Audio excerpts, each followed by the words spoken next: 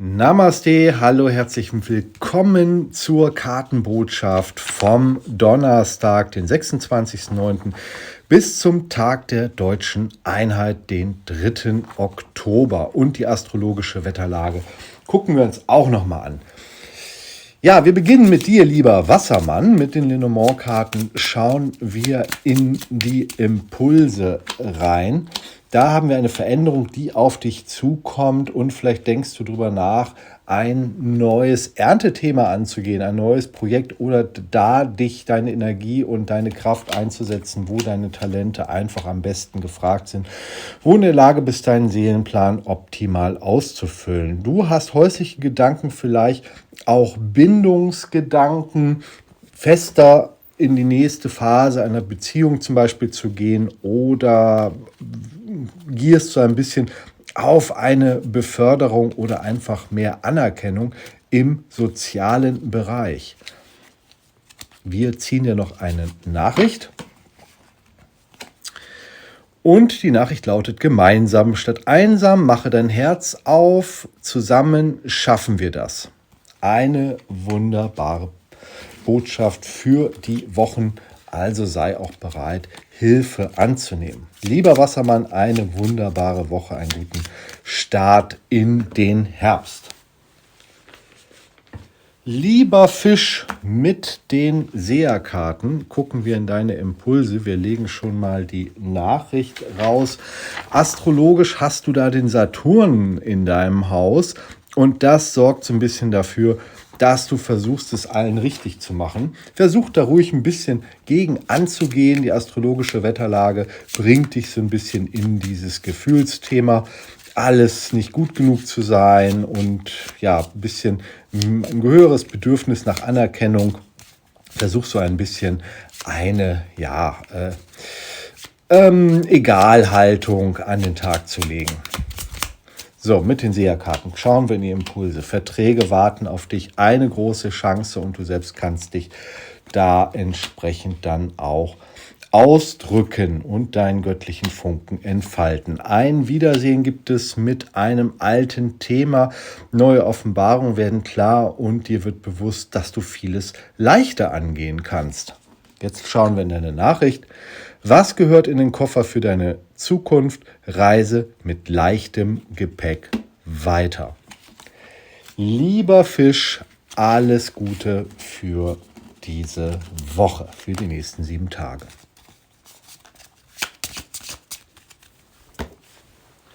Lieber Widder, Feuerzeichen.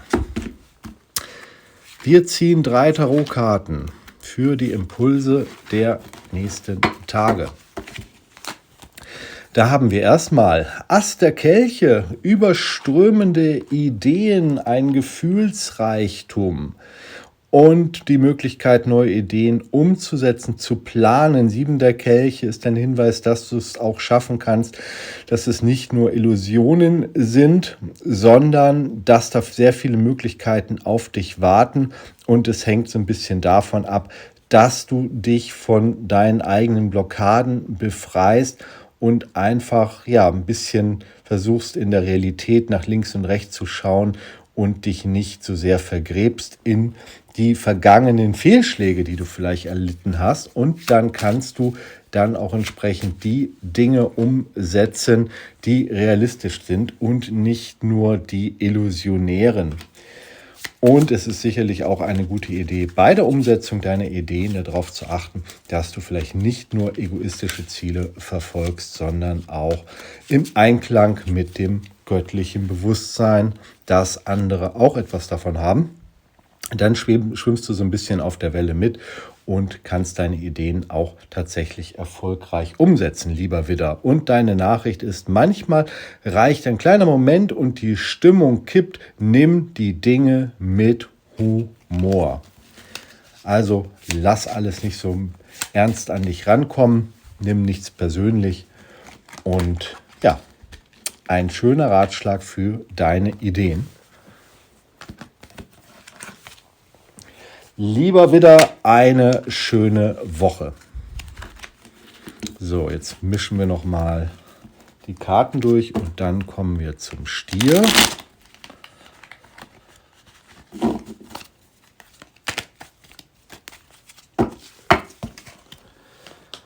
Lieber Stier, jetzt ziehen wir erstmal eine Engelskarte, Erdzeichen. So, da haben wir Gabriel, den Erzengel, der auch in der Bibel namentlich erwähnt wird. Der wichtigste Bote Gottes und Vermittler, spendet dir geistiges Wasser des Lebens und erfüllt dir heute vielleicht einen besonderen Wunsch. Das ist eine schöne Botschaft, die wir auf jeden Fall schon mal zur Seite legen. Und dann gucken wir nochmal mit den Lenormand-Karten in die Themen der nächsten Woche. Langfristige Pläne und Veränderungen warten auf dich. Auch die Notwendigkeit, bestimmte kleine Opfer zu bringen, eine Bindung einzugehen, ist da mit im Spiel. Aber du wirst dadurch langfristig tatsächlich reifen und deine Ziele besser umsetzen können. Eine Veränderung kommt auf dich zu. Du denkst so ein bisschen auch vielleicht ein bisschen zu sehr über dich nach, lieber Stier. Da sehe ich jetzt astrologisch nichts, was da dir eigentlich im Wege stehen sollte. Keine Ahnung, wo diese Gedanken herkommen. Vielleicht leichte Selbstzweifel. Vielleicht bist du da auch mal über irgendein Thema gestolpert oder Erwartungshaltungen liegen in der Luft, die man an dich stellt und die du nicht erfüllen kannst, die unrealistisch sind. Bleibe bitte bei dir selbst und versuche es nicht immer anderen recht zu machen. Lieber Stier, alles Gute für die nächste Woche. Und dann kommen wir gleich schon zu den Zwillingen. Aber dazu nehmen wir die Seherkarten, ziehen die Nachricht schon mal raus, lieber Zwilling, und gucken in die Tagesimpulse.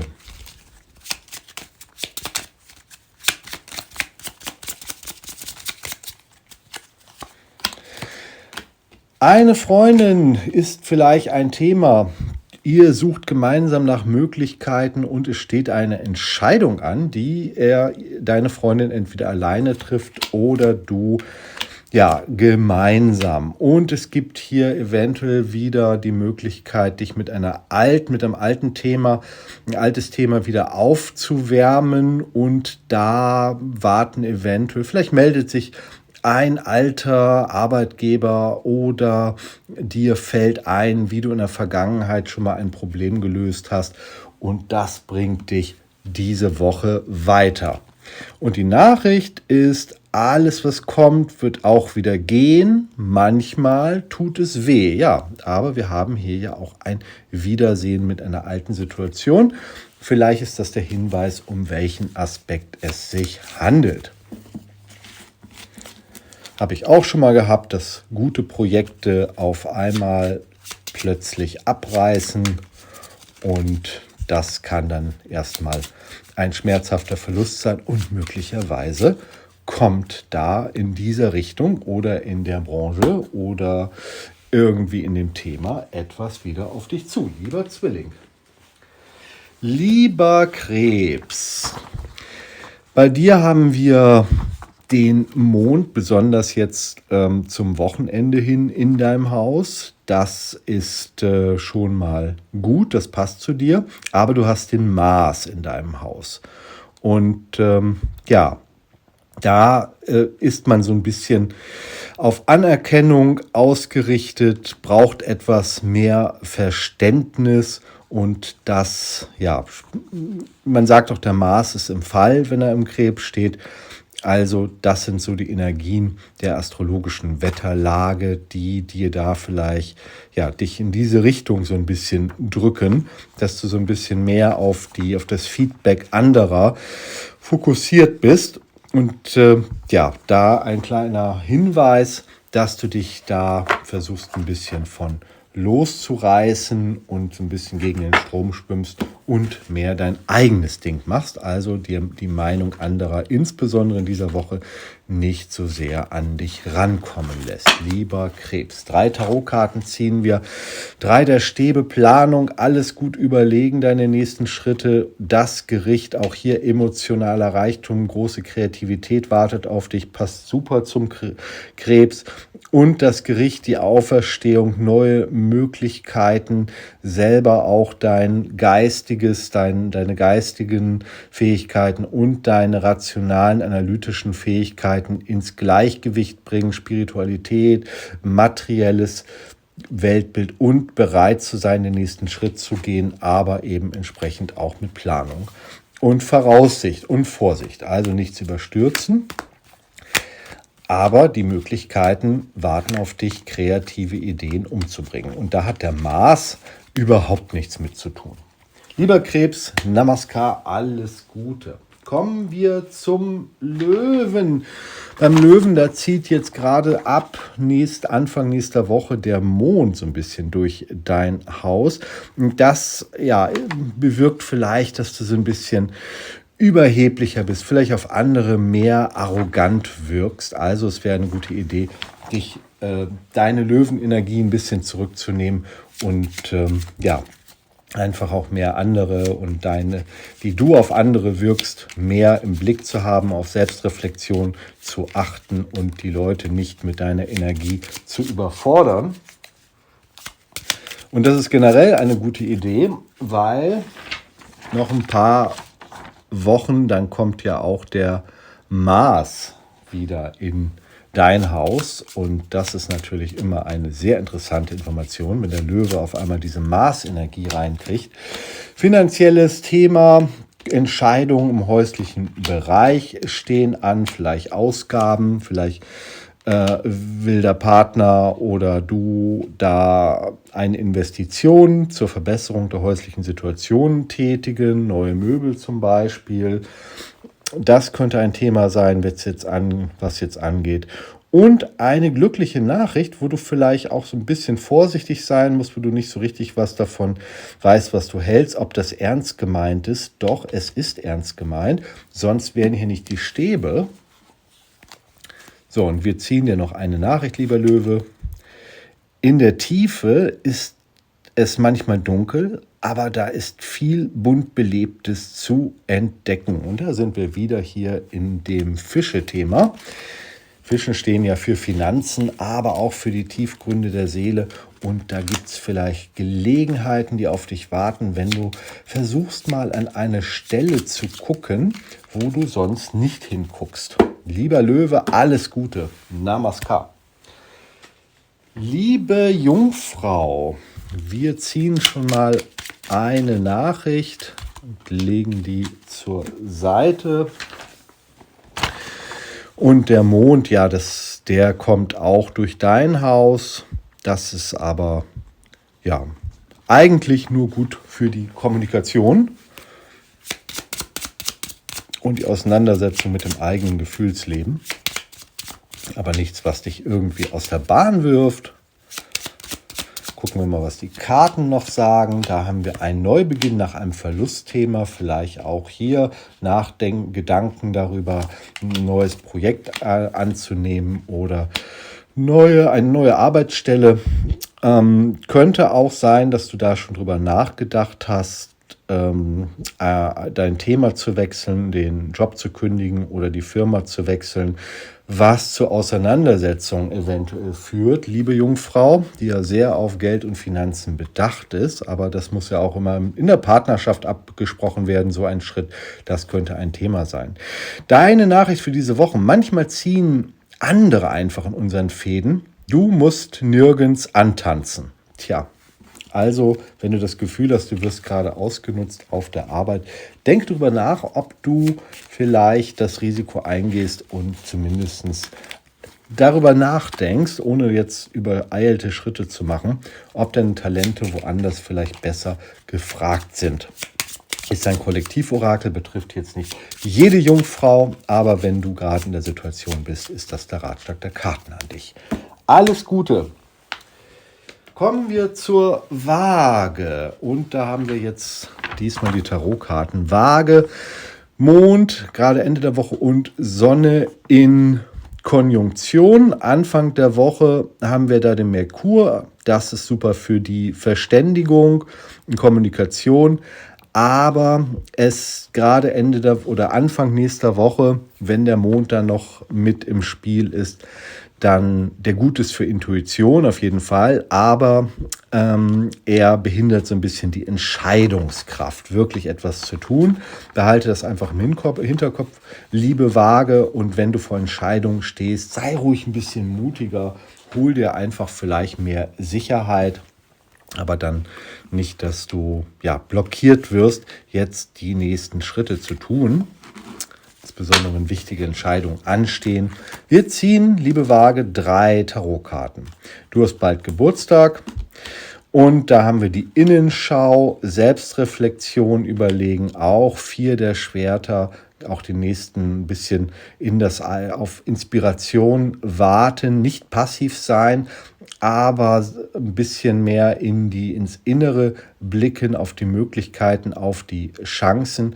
Ja, dass der Liegende hier, der meditiert, der ist hellwach, aber er wartet auf die Ideen, ja in Form auch wieder von Schwertern, die auf ihn zukommen, und öffnet sich einfach für die Impulse, die das Universum ihm gibt. Und dann kommen wir zur Ausführung des Feuerelements Stäbe, und da kommen wir in die Planung. Also nichts überstürzen, so gesehen ist die kosmische Wetterlage jetzt vielleicht der Mond Anfang nächster Woche ganz gut, dass du erstmal drüber nachdenkst und dann aber auch in die Entscheidung kommst, konkrete Pläne angehst und Mut hast eben zur Veränderung. Wir ziehen noch eine Nachricht für dich, liebe Waage. Manchmal ist man so zerbrechlich wie ein rohes Ei, aber Verletzlichkeit kann Stärke sein. Ja, zum Beispiel, wenn man eben in der Lage ist, auch emotional und empathisch auf seine Umwelt einzugehen. Dann ist man vielleicht etwas verletzlicher, aber auch empathischer und kann leichter Verbindungen schließen. Liebe Waage, alles Gute für die nächste Woche. Lieber Skorpion, die feurigen roten Lenormand-Karten. Und was wir auch hier haben, ist die Venus, und die sorgt dafür, dass vielleicht die Gefühle so ein bisschen dazu führen, dass du einfach auch ein bisschen mehr nach Anerkennung strebst, nach dem Feedback anderer. Eventuell könnte Neid ein Thema sein oder auch dein Gefühl, dass du dich so ein bisschen in die Enge getrieben fühlst. Also mit der Venus kannst du da nicht so viel anfangen, aber du kannst es natürlich umkehren, diese Energie, und die Venus-Energie eben nutzen, um eben neue Verbindungen aufzubauen.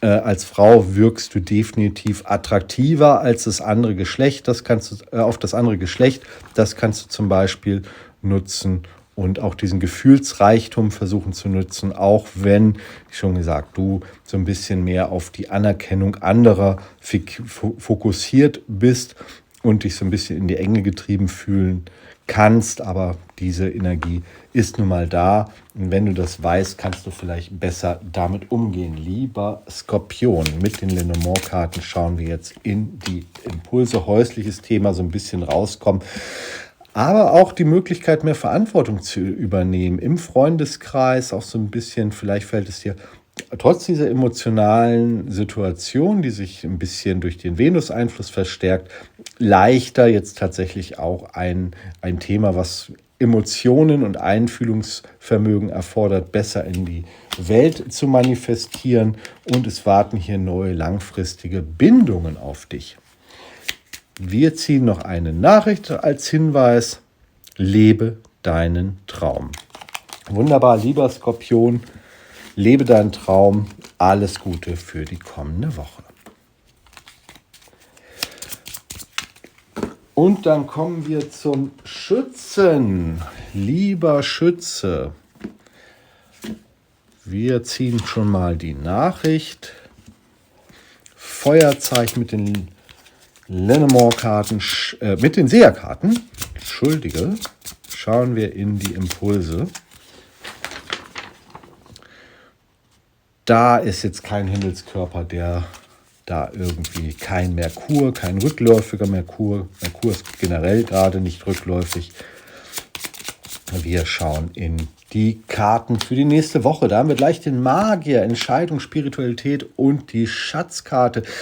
Die Möglichkeit zu spirituellem Wachstum und einer Bewusstseinserweiterung. Dann haben wir das Wiedersehen vielleicht mit einem älteren Herrn, der darauf wartet, wo lange nichts passiert ist. Kann auch ein Thema sein, vielleicht mit dem eigenen Vater oder Großvater wieder Kontakt aufzunehmen oder einem alten Freund. Das ist die Energie, die jetzt ansteht. Insbesondere hier der Magier und diese Entscheidung, die da ansteht. Wenn du gerade im Begriff bist, eine Entscheidung zu tätigen, dann greif zu und sei nicht zu zögerlich. Die Nachricht müssen wir gar nicht mischen, die haben wir schon gezogen. Lieber Schütze, deine Nachricht ist: Im Regen zu tanzen ist ungemein angenehm. Ja. Weißt du noch, wie das war als Kind? Da hast du im Regen getanzt. Du hast dir keine Gedanken gemacht, ob deine Kleidung nass wird. Das war dir komplett egal. Du wolltest einfach im Regen toben. Und mit dieser Energie kommst du auch diese Woche wunderbar weiter. Lieber Schütze, alles Gute für die kommende Woche. Lieber Steinbock, wir sind diesmal bei den Tarotkarten im Wochenorakel für dich. Wir ziehen noch eine Nachricht. Und 3 Tarotkarten.